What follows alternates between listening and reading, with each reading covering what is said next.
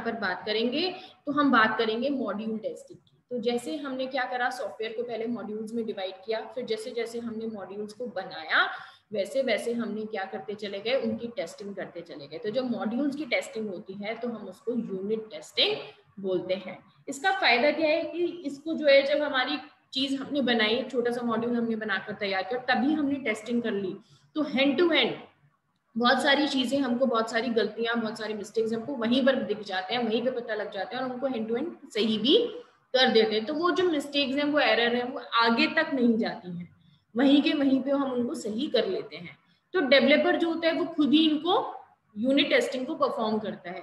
Like जैसे हमने exam में आंसर शीट में लिखते हैं और लिखने के बाद होता है ना, हम एक बार दोबारा से पूरा जब कंप्लीट हो जाता है काम तो एक बार उसको चेक कर लेते हैं कि कहीं भी कोई आंसर तो स्किप नहीं हो गया, कोई आंसर इनकम्प्लीट तो नहीं रह गया है। तो इस तरीके की चीजें, तो जैसे हम खुद से ही अपनी कॉपी को चेक करते हैं, अपनी आंसर शीट को चेक करते हैं, उसी तरीके से डेवलपर जब अपना मॉड्यूल बना लेता है तो उसको फिर से खुद ही एक बार क्रॉस चेक करता है। तो वो क्या होता है, यूनिट टेस्टिंग होती है। यूनिट टेस्टिंग जब होती है तब व्हाइट बॉक्स टेस्टिंग वहां पर यूज की जाती है। ये चीज ध्यान में रखिएगा कि वहां पर जो है व्हाइट बॉक्स टेस्टिंग यूज की जाती है। मैंने आपको लास्ट वीडियो में बताया था कि दो तरीके के मेन टेस्टिंग कॉन्सेप्ट यूज किए जाते हैं सॉफ्टवेयर टेस्टिंग में, एक ब्लैक बॉक्स और एक व्हाइट बॉक्स। तो यूनिट टेस्टिंग में व्हाइट बॉक्स टेस्टिंग को यूज किया जाता है। व्हाइट बॉक्स टेस्टिंग क्या होती है, जिसमें कि हम मॉड्यूल के कोडिंग को भी टेस्ट करते हैं, कोडिंग को भी देखते हैं। तो डेवलपर है, डेवलपर ने कोड किया है, खुद ही वो चेक कर रहा है, तो बट ऑब्वियसली कि वो उस कोड को आराम से चेक कर सकते हैं, कोई प्रॉब्लम नहीं आएगी इसको। इसलिए यहाँ पे व्हाइट बॉक्स टेस्टिंग जो है वो यूज की जाती है। तो मेन एम यही होता है कि हम एक एक मॉड्यूल को जो भी एरर्स है उन्हें आइडेंटिफाई कर पाए, एनालिसिस उनकी कर पाए और फिर उसको हम सही कर पाए। तो ये यूनिट टेस्टिंग होती है हमारे पास। इसके ऑब्जेक्टिव्स क्या है, क्यों यूनिट टेस्टिंग की जाती है? To isolate a section of code, जिससे कि हम जहां पर मिस्टेक है उस कोड को आइसोलेट कर पाए, अलग कर पाए और फिर हम उसको सही कर पाए। To verify the correctness of code, अब मेरे को मैंने एक मॉड्यूल चेक किया, उसकी कोडिंग वगैरह सब चेक कर ली, अब वो सही है, वहां पर कोई मिस्टेक फाइंड नहीं हुई, तो मैं ये कंफर्म हो गई कि ये वाला जो सेक्शन है कोड का यहाँ तक का है ना, वो हमारा सही है, उसमें कोई एरर नहीं है। वो चीज हमको इन फ्यूचर भी हेल्प करेगी। लाइक अगर आपकी सब्जेक्ट में 5 यूनिट्स हैं और आपने एक यूनिट तैयार कर लिया, उसका एग्जाम भी आपने दे दिया, एग्जाम में आपने अच्छे मार्क्स भी ले लिए, तो आपको एक एश्योरेंस मिल जाता है कि ये वाला यूनिट तो मेरा अच्छे से प्रिपेयर है, मुझे आगे वाले यूनिट्स पे काम करना है। तो इसी तरीके से एक मॉड्यूल टेस्ट हो गया, वो पास हो गया मॉड्यूल टेस्टिंग में, तो एक कंफर्मेशन हो गई कि यहाँ तक का कोड जो है वो करेक्ट है। To test each and every function in procedure, उस मॉड्यूल के सारे फंक्शंस जो भी वो परफॉर्म कर रहे हैं वो हम अच्छे से चेक कर लेते हैं। To fix bug early in development cycle and save cost, हम बहुत, मैंने भी बताया कि एरर्स आगे तक नहीं जा रही हैं, पहले ही हम उनको फाइंड करते हैं और वहीं पर सही कर लेते हैं, तो जिससे कॉस्ट सेविंग भी हमारी होती है। To help the developers to understand the code base and enable them to make changes quickly, अब क्योंकि डेवलपर्स ने ही वो चीज लिखी है और खुद ही जब वो लिख रहे हैं और खुद ही उसमें वो गलती फाइंड करेंगे तो सबसे ज्यादा आसान होगा उनके लिए उसको सही करना, एज कंपेयर टू कि कोई और पर्सन उसको करेक्ट करे। To help for code reuse, code को हम रीयूज भी कर सकते हैं, अगर हमको कहीं और वो चीज की जरूरत पड़ी तो हम उसको वहां पर भी यूज कर सकते हैं। ये साइकिल है कि यूनिट टेस्टिंग किस तरीके से परफॉर्म की जाती है। ठीक है, तो यहाँ पर क्या है कि चेकिंग कोड इनटू रिपोजिटरी, हमने पहले कोड को, जो भी हमारा मॉड्यूल है पूरा का पूरा, हमने वहां पर पहले कोड को चेक किया। ठीक है, उसके बाद चेक करने के बाद हमने वहां से कोड को फाइंड कर लिया, जो भी मतलब अगर हमें कोई एरर दिखती है, कोई मिस्टेक्स दिखते हैं कोड में, तो हमने वहां से उसको फाइंड आउट कर लिया। उसके बाद उसमें हमने वो जो भी चेंजेस हमें करने थे कोड में हमने वो कर लिए, और उसके बाद हमने चेंजेस करने के बाद अब दोबारा से हम क्या करेंगे उस मॉड्यूल की यूनिट टेस्टिंग। भाई पहले हमने वो मॉड्यूल फाइंड करा जिसको हमें चेक करना है, उसकी कोडिंग हमने चेक करी, कोडिंग चेक करने के बाद हमें उसमें मिस्टेक दिखी, वो हमने मिस्टेक फाइंड करी, फिर हमने मिस्टेक को सही किया, है ना, कोड में चेंजेस किए, सही किया उसको, और उसके बाद हमने फिर दोबारा से मॉड्यूल पे टेस्टिंग परफॉर्म कर दी।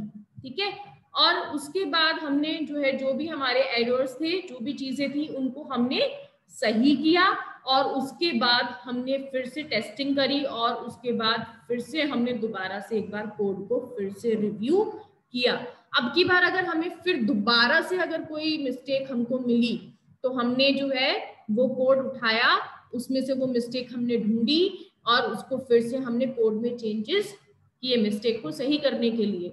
और जब मिस्टेक को सही करने के लिए कोड में चेंजेस किए तो हमने क्या करा, फिर से हम टेस्टिंग परफॉर्म करेंगे और जो भी चीजें हमारी गलत है उनको हम सही करेंगे और उसके बाद दोबारा से हम कोड को चेक करेंगे। और ये साइकिल हमारी जब तक चलती रहेगी जब तक कि हमारे एरर्स फाइंड होते रहेंगे और उनको हम सही ना करते, तब तक ये साइकिल जो है यहाँ पर इसी तरीके से चलती रहेगी। ये बच्चों लेवल्स है।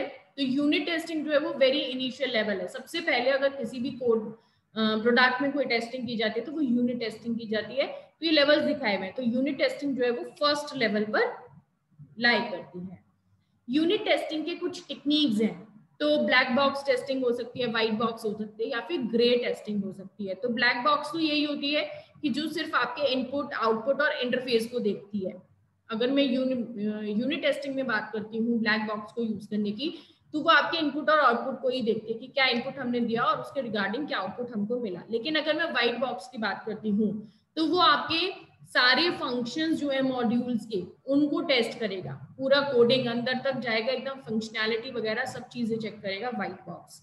और ग्रे बॉक्स जो होता है वो मॉड्यूल के जो रिस्क असेसमेंट्स में है ना, जो भी टेस्ट एग्जीक्यूट हो रहे हैं और जो भी रिस्क है उस पर्टिकुलर मॉड्यूल को लेके उनका असेसमेंट, ये सारी चीजें कहाँ पर टेस्ट की जाती हैं, ग्रे बॉक्स टेस्टिंग में टेस्ट की जाती है। तो इस तरीके से हम ये टेक्निक्स यूज करके यूनिट टेस्टिंग को परफॉर्म कर सकते हैं।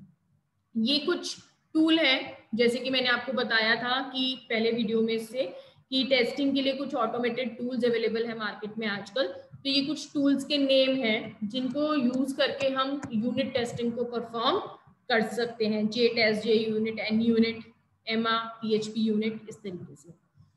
इसके कुछ एडवांटेजेस हैं यूनिट टेस्टिंग के। तो यूनिट टेस्टिंग के एडवांटेजेस क्या है कि भाई हमें बहुत अर्ली फेज में जो है, जब हमने सॉफ्टवेयर बनाना शुरू करा तो इनिशियल फेज में ही हमको एरर्स फाइंड होगा और हम उनको वहां पे सही कर लिया तो कॉस्ट जो है वो हमारी सेव हो गई। अर्ली फेज में ही हमारी एरर्स जो है वो खत्म हो गए। दूसरी चीज, क्योंकि डेवलपर्स उसको डेवलप कर रहे हैं और डेवलपर्स ही वो यूनिट टेस्टिंग परफॉर्म करते हैं, तो उनके लिए बहुत ईजी होता है उसको सही करना। भाई कोई भी चीज मैंने लिखी तो उसमें मेरे को गलती मिली, मेरे को सही करना बहुत आसान है क्योंकि मुझे पता है कि मैंने किस तरीके से कोड राइट किया है, कौन सा वेरिएबल, कौन सी कंडीशन मैंने क्यों यूज की है वहां पे, ठीक है। और इस तरीके से जब हम बहुत अर्ली फेज में ही अपने मिस्टेक्स फाइंड कर लेते हैं, उनको करेक्ट भी कर लेते हैं, तो जो हमारी कोडिंग है वो बेटर ही होती है, ठीक है। और इस तरीके से हम एक, जब हम यूनिट टेस्टिंग कर चुके हैं मॉड्यूल्स पे, सारे मॉड्यूल्स पे यूनिट टेस्टिंग हो चुकी है, एरर्स हम रिमूव कर चुके हैं एक लेवल तक, और इंटीग्रेशन के बाद हमको एक अच्छा ही प्रोडक्ट, एक क्वालिटी प्रोडक्ट जो है वो बनकर मिलता है। और अगर मैं डिसएडवांटेजेस की बात करती हूँ तो डिसएडवांटेजेस की क्या बात होती है कि यहाँ पर हम कोई भी एरर, डिसएडवांटेजेस यही है कि हम हर तरीके की एरर यूनिट टेस्टिंग में फाइंड नहीं कर सकते हैं। हम सिर्फ उस मॉड्यूल के अंदर जो एरर्स हैं कोड में, इम्प्लीमेंटेशन में, सिर्फ और सिर्फ वो एरर्स फाइंड कर सकते हैं। इसके अदर एरर्स हम यूनिट टेस्टिंग से फाइंड नहीं कर सकते हैं। तो इसलिए हम कह सकते हैं कि लाइक अगर मैं इंटीग्रेशन टेस्टिंग की बात करूं, इस तरीके की बात करूं, वो चीजें हम इसमें फाइंड नहीं कर सकते। तो हम कह सकते हैं कि हर तरीके की अगर हम बोलें कि एरर हम इसे फाइंड करके दूर कर सकते हैं तो वो पॉसिबल हमारे लिए नहीं है। तो ये इसके डिसएडवांटेजेस हैं। So thank you so much. ये था यूनिट टेस्टिंग पे एक छोटा सा वीडियो।